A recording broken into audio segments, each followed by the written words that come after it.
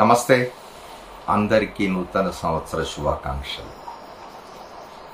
చంద్రబాబు నాయుడు రాజకీయాల్లోకి వచ్చి 46 ఏళ్ళు పడికి. నిన్న మొన్న ఆయన ఎన్నికల ప్రచార సభల్లో మాట్లాడుతూ ముఖ్యమంత్రి జగన్మోహన్ రెడ్డిని బచ్చా అని సంబోధించాడు. నిజమే, వయస్సులో జగన్మోహన్ రెడ్డి గారు చంద్రబాబు నాయుడు గారి ముందు బచ్చానే. ఆయన చాలా సీనియర్ నాయకుడు, అందులోనూ రాజకీయాల్లో ఉన్నాడు. కోట్లాది మందికి ఆదర్శంగా నిలవవలసిన వ్యక్తి చంద్రబాబు నాయుడు. ఎందుకంటే రాజకీయ నాయకుల్ని, రాజకీయాలను యువత ఆదర్శంగా తీసుకుంటారు. వాళ్ళు నడిచిన బాటలో నడవాలనుకుంటారు. అట్లానే చంద్రబాబు నాయుడు విద్యార్థి రాజకీయాల నుంచి వచ్చినాడు, యువకుడిగా రాజకీయాల్లో ప్రవేశించినాడు. సుదీర్ఘ రాజకీయ చరిత్ర, 14 ఏళ్ళు ముఖ్యమంత్రిగా ఉన్నాడు, 15 సంవత్సరాలు ప్రతిపక్ష నాయకుడిగా ఉన్నాడు. ఆయన సమాజానికి, ప్రజలకు, ముఖ్యంగా యువతకు చాలా ఆదర్శంగా ఉండాలి. అట్లాంటి చంద్రబాబు నాయుడు ఇవాళ ఏం చేస్తూ ఉన్నాడు? ఆయన యువతకు ఏ మార్గం చూపిస్తూ ఉన్నాడు?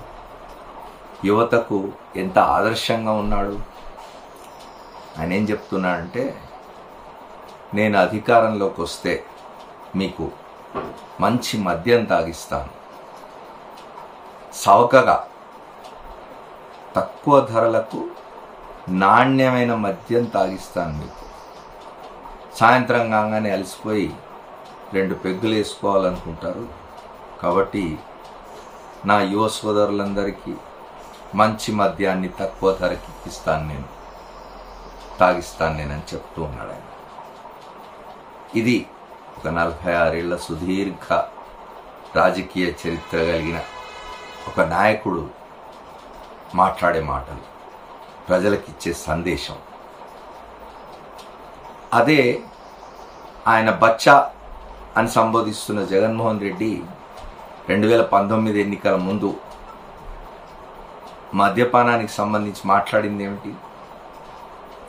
అంచెలంచెలుగా మేము సంపూర్ణ మద్య నిషేధం తీసుకొస్తాం, మద్యపానానికి మేము వ్యతిరేకం, మా విధానం మద్య నిషేధం తీసుకురావడం. అయితే ఈలోగా మద్యం ముట్టుకుంటే షాక్ కొట్టే విధంగా ధరలు ఉంటాయని చెప్పి ఆయన ముందే హెచ్చరించినాడు.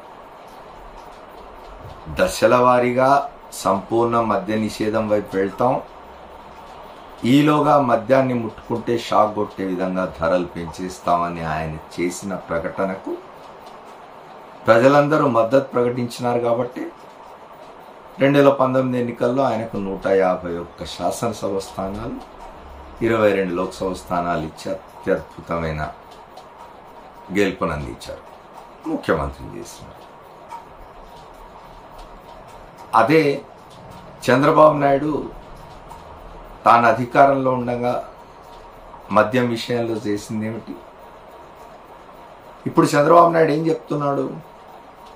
నాసిరకమైన మద్యం ఇస్తున్నారు అని ఆ బ్రాండ్ల పేర్లు చదువుతూ వెటకారం చేస్తూ ఉంటాడు. ఆయన మర్చిపోతున్నట్టున్నాడు, ఎందుకంటే వయసు మీరిపోయింది కదా. ఆ బ్రాండ్లన్నీ కూడా 2014 నుంచి 19 వరకు తాను ముఖ్యమంత్రిగా ఉన్నప్పుడు ప్రవేశపెట్టిన బ్రాండ్లే. జగన్మోహన్ రెడ్డి ప్రభుత్వం వచ్చిన తర్వాత కొత్తగా ఇంట్రడ్యూస్ చేసినవేం లేవు. అది ఆయన మర్చిపోతూ ఉన్నాడు. ఒకవేళ అవి నాసిరకం అయితే, ఆరోగ్యం పాడు చేస్తూ ఉంటే, జనాల ఆరోగ్యం చంద్రబాబే బాధ్యత వహించాలి. అది పక్కన పెట్టి మద్య నిషేధం పట్ల ఆయన అనుసరించిన విధానం గురించి చూద్దాం. ఎన్టీ రామారావును వెన్నుపోటు పొడిచే అధికారం కైవసం చేసుకోగానే తాను మద్య నిషేధం పట్ల మరింత నిబద్ధత గలవాణ్ణి అని చెప్పుకోవడం కోసం అప్పటి వరకు ఎన్టీ రామారావు గారి ప్రభుత్వం ఇచ్చిన హెల్త్ పర్మిట్లను అంటే ఆరోగ్య సంబంధమైన సమస్య ఉండి తప్పనిసరిగా మద్యం సేవించాల్సిన వాళ్ళు ఉంటే డాక్టర్ల సర్టిఫికేట్ చూపించుకొని మద్యం కొనుక్కొని తాగవచ్చు. ఆ హెల్త్ పర్మిట్లను కూడా రద్దు చేసేసినాడు. ఆ తర్వాత అక్రమంగా రవాణా అవుతున్న మద్యం బాటిళ్లను స్వాధీనం చేయించుకొని హైదరాబాద్లోని పాత బస్తీలో కులీ కుతుబ్ షా డెవలప్మెంట్ అథారిటీ వాళ్ళ గ్రౌండ్స్లో రోడ్ రోలర్ ఎక్కి తానే నడుపుతూ మీడియా పబ్లిసిటీ కోసం ఆ బాటిళ్లను ధ్వంసం చేసినాడు. ఆ తర్వాత కొద్ది రోజులకే తన పార్టీలోని మహిళా నాయకురాళ్ల చేతనే ఈ మద్య నిషేధం వద్దు, తీసేయండి అని చెప్పించి జనం కోరుతున్నారు కాబట్టి నేను మద్య నిషేధాన్ని ఎత్తేస్తున్నానని చెప్పి ఎత్తేసినాడు. ఇది ఆయనకున్న నిబద్ధత. ఎత్తేసి వావిలాల గోపాలకృష్ణయ్య గారితో తిట్లు తిన్నాడు. అప్పుడు వావిలాల గోపాలకృష్ణయ్య మద్య నిషేధ కమిటీకి అధ్యక్షుడుగా ఉన్నాడు. ఆయన చేత చివాట్లు తిన్నాడు, మద్య నిషేధాన్ని ఎత్తేసినాడు. ఆ తర్వాత కాలంలో ఆయన చేసిన నిర్వాహకం మనకు తెలుసు. 2004 వరకు ఆయన ప్రభుత్వం మద్యం విషయంలో అనుసరించిన పాలసీ అందరం చూసినాం. ఇవాళ ఆయన వచ్చి జగన్మోహన్ రెడ్డి ప్రభుత్వంలో సరఫరా అవుతున్న మద్యాన్ని గురించి, వాటి ధరల గురించి మాట్లాడుతున్నాడు. చాలా రాష్ట్రాల్లో ప్రైవేటు వ్యాపారాన్ని నిరుత్సాహపరిచి ప్రభుత్వమే మద్యాన్ని అమ్మకం చేస్తున్న విషయం అందరికీ తెలిసిందే. వామపక్షాలు అధికారంలో ఉన్న రాష్ట్రాల్లో కూడా ప్రభుత్వం అమ్ముతుంది మద్యం.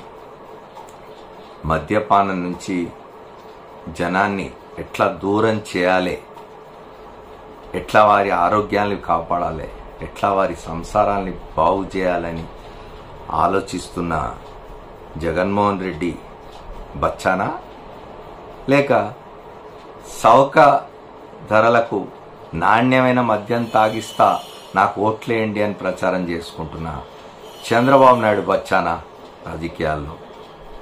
ఆలోచించాలి. Thank you.